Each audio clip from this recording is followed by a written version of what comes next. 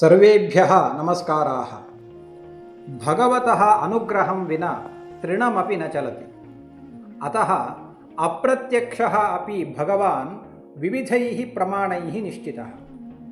अस्मत्पूर्वजाः बहवः धर्मे आत्मविश्वासवर्धकान् विविधान् ग्रन्थान् निर्माय हिन्दूधर्मस्य संस्कृतेः परिरक्षणाय महत् साहाय्यं कृतवन्तः। पुरातनकालादारभ्य एतत्कालपर्यन्तं निरीश्वरवादं बहवः प्रतिपादयन्तः एव सन्ति।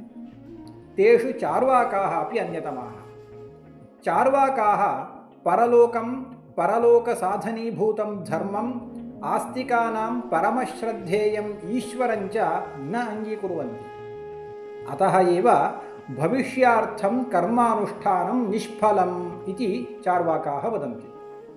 एतादृशं निरीश्वरवादं निराकर्तुम् आस्तिकशिरोमणयः उदयनाचार्याः न्यायकुसुमाञ्जलिः इति ग्रन्थं लिखितवन्तः।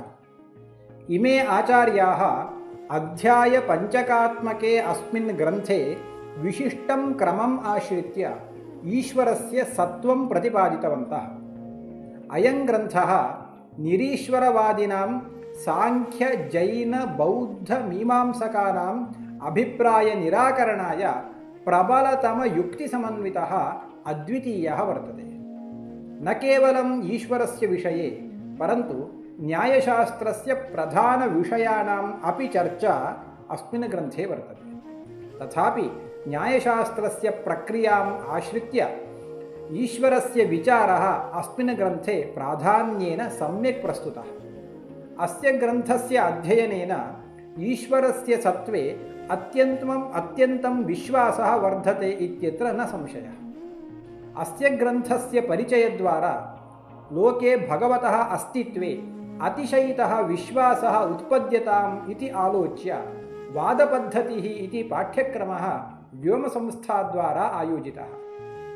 अस्मिन् पाठ्यक्रमे न्यायकुसुमाञ्जलिग्रन्थे ईश्वरसत्त्वस्य प्रतिपादनाय उदयनाचार्यैः आश्रितः मार्गः प्रस्तूयते। यद्यपि बहुविस्तृतः अयं ग्रन्थः तथापि 5 पाठेषु चार्वाकसिद्धान्तनिराकरणाय उदयनाचार्यैः प्रदर्शितः क्रमः उपपाद्यते। आगच्छन्तु भगवतः सत्त्वस्य प्रतिपादने प्राचीनैः आश्रितं मार्गम् अधीमहि। प्रणामाः।